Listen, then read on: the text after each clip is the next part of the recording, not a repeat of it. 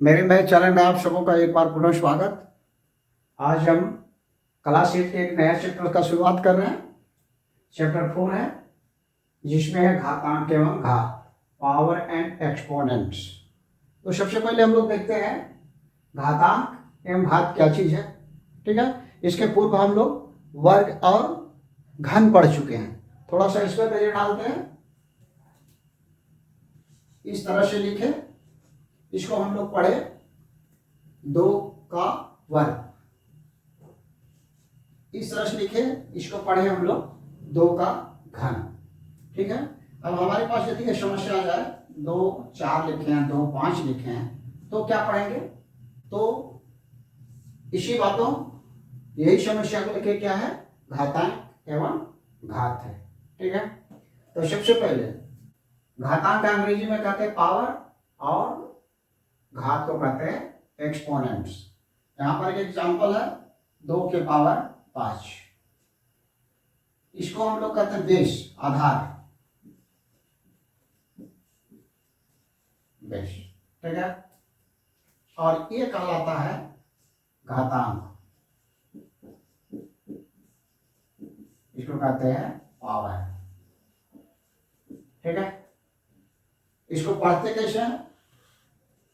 2 का घात यानी पावर 5। इस तरह पढ़ सकते 2 का घात 5 या 2 का पावर 5। और ये पूरे कोई एक साथ क्या कह सकते हैं? एक्सपोनेंट है। ये किस तरह का है? ये घात है, आधार और घातांक लेकर के। ठीक है, ऐसे भी कह सकते हैं एक्सपोनेंट नंबर। ठीक है, एक सामान्य नंबर और संख्या हुई और एक एक्सपोनेंट है। ठीक है, तो एक हम लोग समझ गए घातांक एवं घात के विषय में सिंबल सी जानकारी। अब देखते हैं आगे। हमारे पास एक ऋणात्मक घात संबंधी रिलेशन है। ए का पावर कहेंगे माइनस बराबर होता है वाट ए का पावर एम। ठीक है, यहाँ पर 1 डिवाइडेड बाय। ठीक है, यहाँ पर देखने की बात है कि एम एक पूर्णांक है और अगर ये धनात्मक है, सॉरी ये ऋणात्मक है, तो धनात्मक करने के लिए 1/am करना पड़ेगा। यानी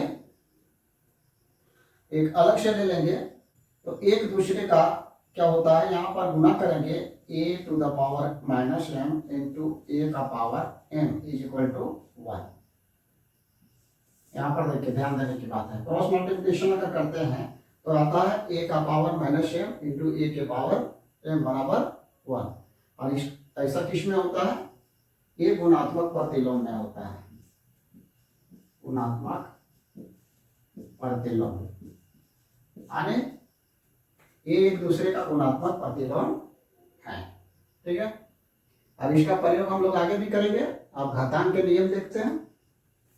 यहाँ पर घातांक के नियम कुछ हैं जो पहले से ही हम लिख रखे हैं। ठीक है, अब इसको हम एक एक करके बारी बारी से सबको समझते हैं कि इसको प्रश्न को हल करने में किस तरह हमें मदद करेगा ये। ठीक है, तो पहला है ए का पावर एन गुने ए का पावर एन। चूंकि देखिए दोनों यहाँ पर बेस सेम है, ए और ये भी ध्यान देना, तो पावर क्या होता है, जुड़ जाता है। ये देखिए सिंपल एग्जांपल लेकर के पहला वाला साबित कर रहे हैं। 2 का पावर 3 दिए, ठीक है, और 2 का पावर 4 दिए। ठीक है, तो इसको हम एक्सपेंड करते हैं, विस्तार करते हैं, क्या लिखेंगे 3 बार। इसको एक्सपेंड करते हैं 4 बार लिखेंगे, 1 2 3 4। अब इसको देखिए 2 का पावर कितना हो जाएगा, 1 2 3 4 5 6 7, 7 हो गया। यानी क्या हुआ, 2 का पावर 3 जोड़ 4, 2 का पावर 7 ही है। ठीक है, तो इसको हम लोग प्रश्नों को हल करने में यूज करेंगे। उसी तरह दूसरा है 2 का पावर 3 ले लीजिए भागा 2 का पावर 2। फिर एक्सपेंड करके पहले हल करके देखते हैं, ये आ गया और 2 गुने 2। ठीक है, ये कैंसिल हो जाएगा, क्या बचा केवल 2। इसको लिख सकते हैं 2 का पावर 1। अब इस तरीके से लिखते हैं, वहां पर जो नियम दिया हुआ, तो 2 का पावर 3 घटाओ 2, 2 का पावर 1। ठीक है, तो ये सिंपल बनाने के लिए एक तरह से शॉर्टकट है ना, सूत्र भी कर सकते हैं, लेकिन है कुछ नहीं, वही है। अब यहाँ पर a का power m to the power n है, यहाँ पर अच्छी तरह समझ रहे, a का पावर m है, एक घात इधर है, फिर am को बेस बना दिया गया आधार, उसका पावर n है, माने पावर का पावर, तो दोनों मल्टीप्लाई हो जा रहा है। देखते हैं मल्टीप्लाई होता है कि नहीं। एक सिंपल एग्जांपल में 2 का पावर 2 का पावर 3, ठीक है, इसको ले रहे हैं।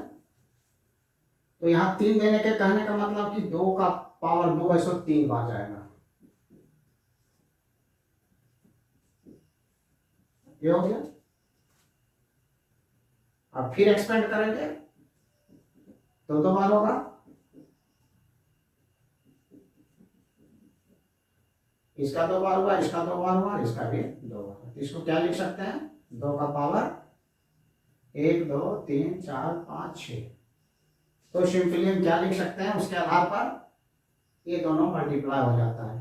तो देखिए मल्टीप्लाई होकर क्या हो गया,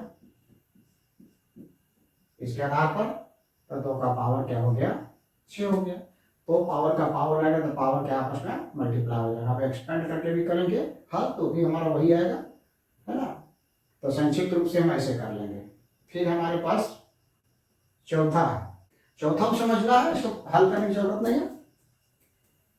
ए गुने बी, यहाँ ए का पावर m है, बी का पावर भी m है, सेम पावर है लेकिन आधार अलग है। ठीक है, तो आधार को गुना कर दिया जाता है और पावर 1 दिया जाता है। ठीक है, इसको भी देख सकते हैं, ऐसा होता है कि नहीं। 2 का पावर 2 लीजिए और 3 का पावर 2 लीजिए। ठीक है, यहाँ पर देखिए एक आधार हमारा, ये दोनों डिफर है, ये और बी है, लेकिन पावर जो है सो सेम है। अब हमारे इसके अनुसार क्या हो जाएगा, ए और बी का पहले हम एक्सपेंड करते हैं और निकालते हैं कैसा होता है। 2 गुने 2 3 गुने 3 बराबर, देखते हैं कितना आया, 2 दूना 4 4 के 12 12 तिया 36। अब देखते हैं इस तरह से होता है कि नहीं, दोनों मिलाते हैं। देखिए 2 और 3 दोनों मिल गया और उसका पावर सेम हो गया, यानी 6 का पावर 2 6 6 36। देखिए दोनों सेम हो गया, तो इस तरह से भी हल कर सकते हैं। अब हो गया पांचवा, देखिए पांचवा मेरे पास है ए का पावर m और बी का पावर m, सेम है, यहाँ पर गुना में था, गुना में आधार मल्टीप्लाई हो गया, गुना हो गया, ए बी हो गया। उसी तरह भागा में क्या हो जाएगा, ये दोनों भागा हो जाएगा, ए बाय बी का पावर m। इसको समझने की जरूरत और विशेष नहीं है। अब ए का पावर 0 बराबर 1, छठा देखते हैं, ए का पावर 0 बराबर 1, ऐसे भी आप समझ सकते हैं इसको। लेकिन हाँ, यहाँ पर क्या है, ए बी कोई भी दोनों जहां भी ए बी यूज हुआ है वो 0 के बराबर नहीं है, शून्येतर संख्या है। ठीक है ना, 0 और एम एन कोई भी पूर्णांक है, तो ये यहाँ पर 0 होगा तो ये फिर 1 नहीं आएगा, है ना। हम ऐसा लिख सकते हैं, इसको सोल्यूशन करने के लिए 5 का पावर 5 बटा, छोटा ही लेते हैं, 2 का पावर 2 और बटा 2 का पावर 2 लिया, एक एग्जाम्पल लिया। अब देखिए ये दोनों क्या है, 2 दूना 4 4 कट जाएगा तो ये 1 के बराबर है, और हम 1 के बराबर लिखें, 1 को लिख सकते हैं 2 का पावर 2 बटा 2 का पावर 2। अब हमारा यहाँ पर क्या लगाएंगे, ये फॉर्मूला घटाने वाला। ये देखिए 2 का पावर 3, 2 का यहाँ क्या क्या 3 माइनस 2, घटा दिए पावर, तो 2 में पावर 2 माइनस 2 यानी 2 का पावर 0। ठीक है, तो यहाँ लेके चले थे क्या 1, इसका मतलब 2 का पावर बराबर क्या आया 1 आया। तो 2 के जगह पर कोई भी आधार लेंगे तो भी हमारा मान क्या आएगा 1 आएगा, इसलिए जनरलाइज करके लिख दिया गया है कि ए का पावर 0 बराबर 1, लेकिन ये बराबर 0 केवल नहीं होगा। ठीक है, उसके बाद हम लोग चलते हैं, एक और है a बाय b का पावर माइनस m, तो उल्टा हो जाएगा b बाय a, अंश हर जगह हर और अंश जगह।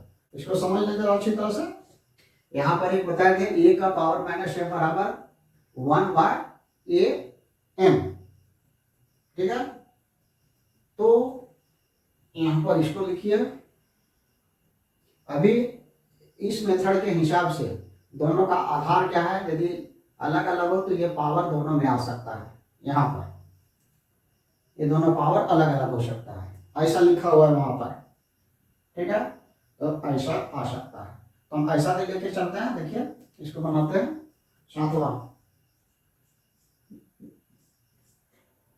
ए का पावर सॉरी ए बी का पावर क्या हो गया माइनस m, इसको लिख सकते हैं हम ए का पावर माइनस m बटा बी का पावर माइनस m, ठीक है।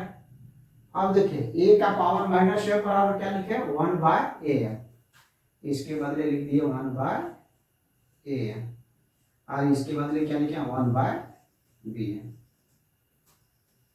मल्टीप्लाई होगा क्या हो जाएगा 1 by a m into B M ऊपर चल जाएगा बटा 1, यानी बराबर कितना हो गया बी एम बटा ए एम। अब इसको एक साथ मिला के लिख देंगे तो हो जाएगा बी बटा ए का पावर एम, ये तो लिखा हुआ। इस तरह से हमारा ये फॉर्मूला समझ गया।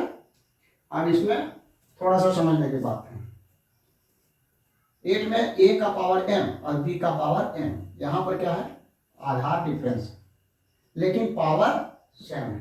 पावर सेम है, बीच में हमारा इक्वल का साइन है। तो कहने का मतलब इक्वल साइन यहां दोनों को बराबर बता रहा है, तो आधार ये पावर जब सेम रहेगा, अगर आधार सेम नहीं रहेगा तो ये दोनों बराबर हो ही नहीं सकता। तो क्या कहेंगे, तो निश्चित रूप से हमारा आधार बराबर होगा, भले यहाँ ए और बी लिखा गया है, तो ऐसी स्थिति में क्या कहेंगे ए बराबर बी। फिर दूसरा उसी तरह का है, यहाँ पर आधार सेम है लेकिन पावर डिफर है। तो आधार सेम है पावर डिफर है, इक्वल का साइन है, तो अगर इक्वल तभी हो सकता है जब सेम आधार का पावर सेम रहेगा, तभी इक्वल साइन हो सकता है। तो ऐसी स्थिति में क्या करेंगे, हम पावर को अलग मानेंगे, पावर एक ही होगा, मानेंगे क्या पावर इक्वल ही होगा। तो इस तरह से हम लोग घातांक के नियम समझ गए, और इन्हीं घातांक के नियमों के आधार पर हम एक्सरसाइज को हल करेंगे, ठीक है। तो इस वीडियो में इतना ही, नेक्स्ट वीडियो में हम लोग एक्सरसाइज को देखेंगे, ठीक।